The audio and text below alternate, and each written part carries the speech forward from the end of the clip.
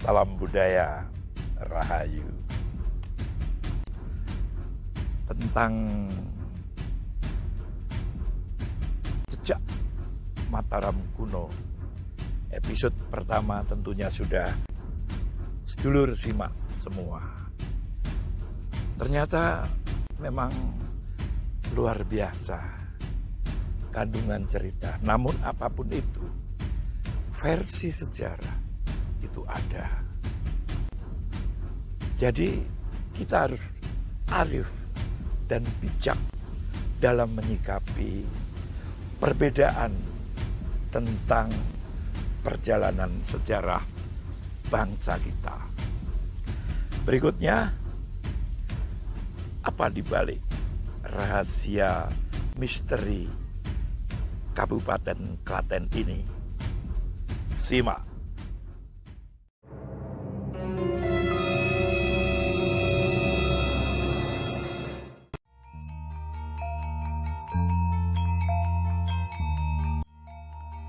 Klaten tak kalah cantik dan megah dengan kota-kota yang dibangun oleh raja-raja kerajaan Chola di India Selatan, yang merupakan asal-usul sebagian besar orang-orang Klaten.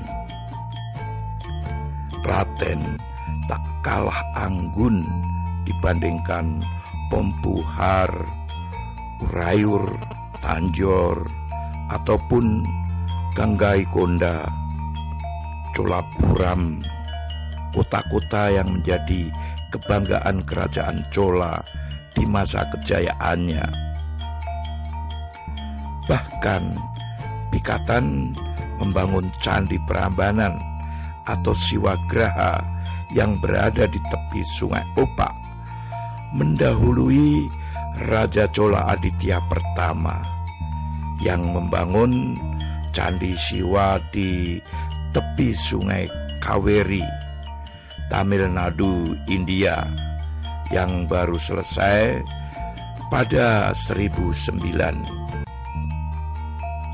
Candi yang memiliki bentuk serupa juga dibangun oleh Rajendra Chola di Ganggaikona, Cholapuram pada 1030.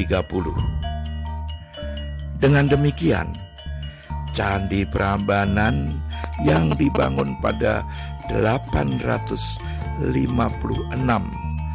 lebih dahulu dibandingkan dua candi yang serupa di India yang hingga saat ini menjadi kebanggaan peradaban kerajaan Chola. Candi Prambanan menjadi inspirasi kerajaan Chola membangun Candi Siwa.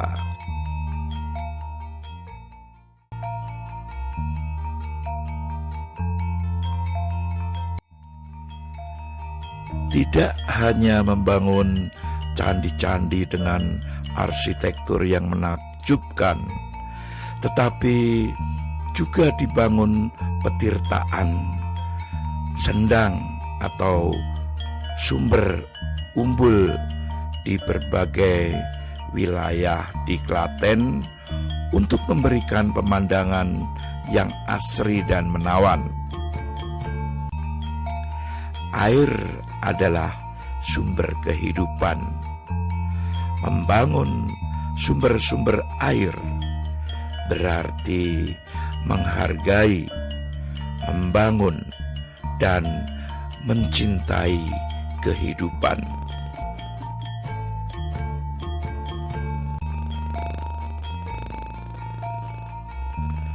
Membuat sendang atau tok, sumber air di dusun-dusun atau desa-desa, adalah tradisi yang diwariskan oleh leluhur orang Jawa bernama Ki Sengdang.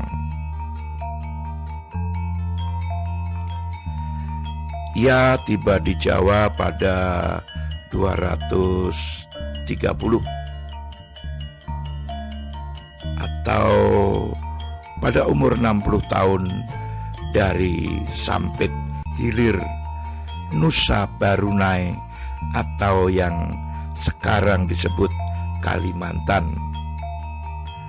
Ia dan keluarga besarnya berpindah ke Jawa dan di zamannya para keturunannya memiliki tradisi membangun tuk atau sumber atau juga sendang.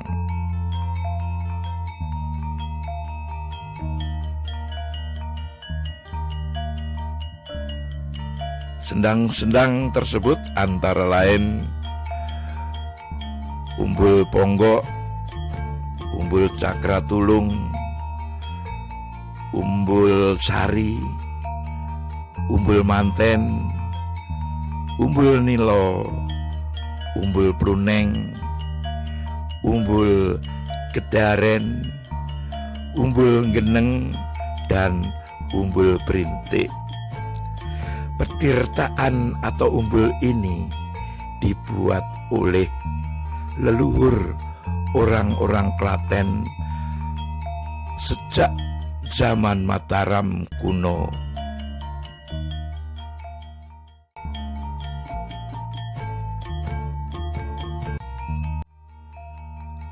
Wajah Klaten berubah ketika gerakan radikalisme agama yang menyapu Pulau Jawa di penghujung akhir abad 15 juga menyebar hingga sudut-sudut wilayah pedalaman tak terkecuali Klaten.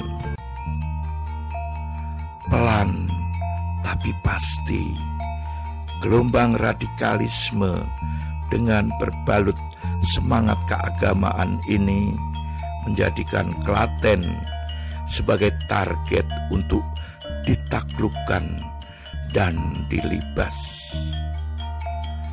Pusat peradaban Mataram kuno dengan candi-candi Hindu Siwa dan Buddha yang indah nan megah menjadi sasaran pengrusakan dan penghancuran.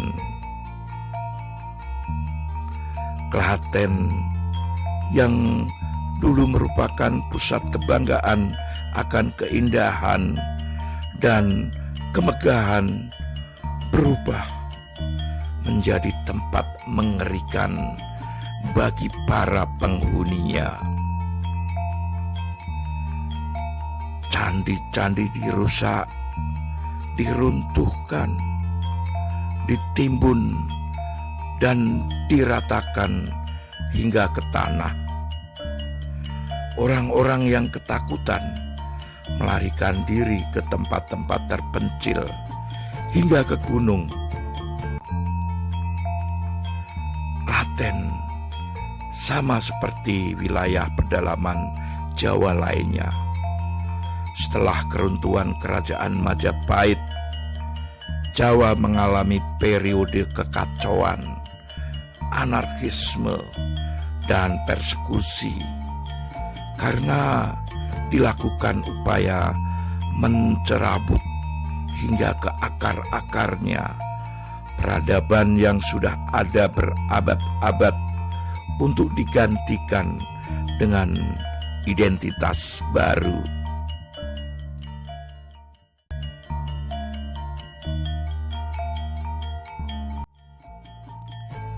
Setelah perusakan dan penghancuran situs-situs bersejarah berupa candi-candi, maka proses selanjutnya mengaburkan sejarah.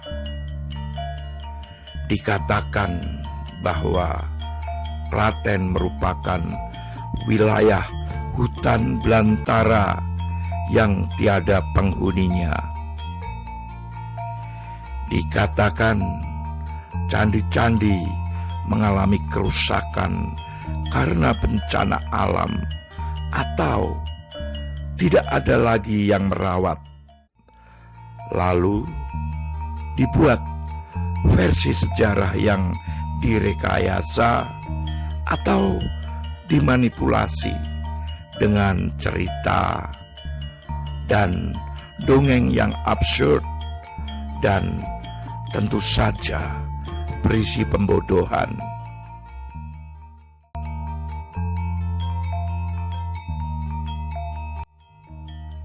Diceritakan bahwa Klaten berasal dari kata melati, bahasa Jawa melati, yang berubah menjadi kata klati, sehingga memudahkan ucapan kata klati berubah menjadi kata Klaten. Melati disebutkan sebagai nama seorang kiai sekitar 560 tahun yang lalu yang datang di suatu tempat yang masih berupa hutan belantara. Melati disebut sebagai abdi dalam keraton Mataram yang ditugaskan oleh raja untuk menyerahkan bunga melati dan buah joho guna menghitamkan gigi para putri keraton. Tertulis dalam Serat Narpawada.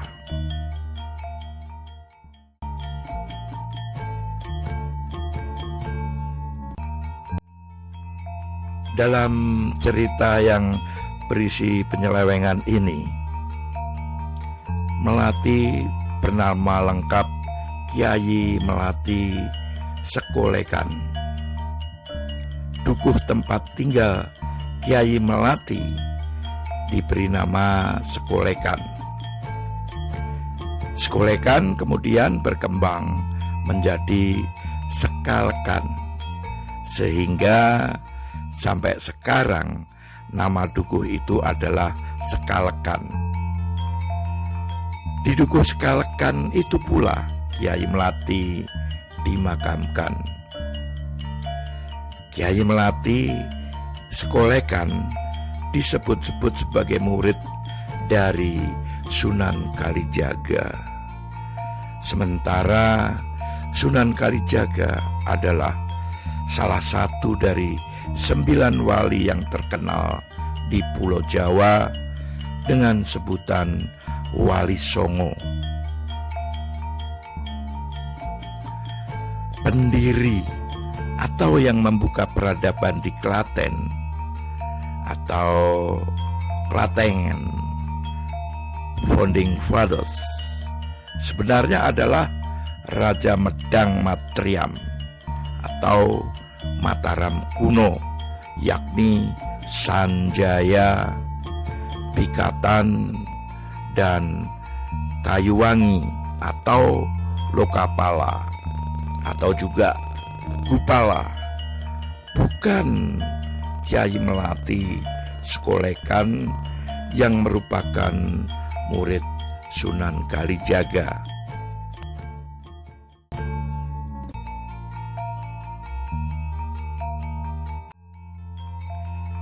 Sanjaya, Pikatan, dan Kayuwangi adalah orang-orang Wekik dan Linuih yang namanya terkenal hingga ke mancanegara seperti India dan Cina.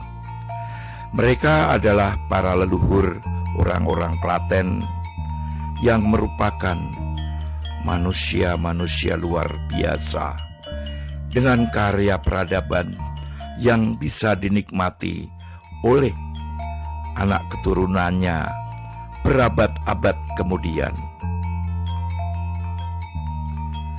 Bukti-buktinya adalah jelas dari prasasti Ngupit, kronik Cina, candi-candi, dan petirtaan atau umbul-umbul yang tersebar di berbagai penjuru Klaten.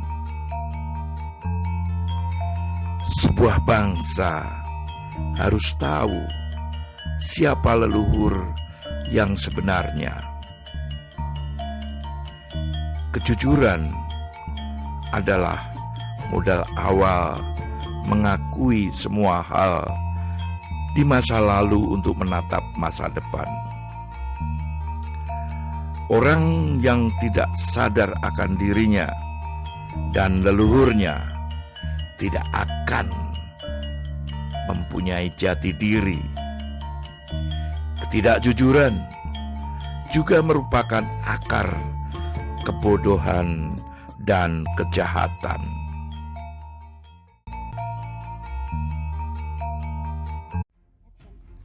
Sungguh mengejutkan. Tapi apapun itu, biarlah alam sebagai saksi, dan kita harus bijak dalam menyikapi apapun itu. Itulah sejarah bangsa kita. Yang terpenting, kita sebagai generasi penerus itu harus selalu belajar sehingga tahu dan mengerti sejarah para leluhurnya. Dan jangan lupa bersikap bijak, berpikir dengan cerdas, sehingga kita tahu siapa diri kita. Dan tentunya kita akan menjadi bangsa yang tahu asal-usulnya, yang berkepribadian, dan kita jaga karakter budaya leluhur kita. Salam budaya, Rahayu.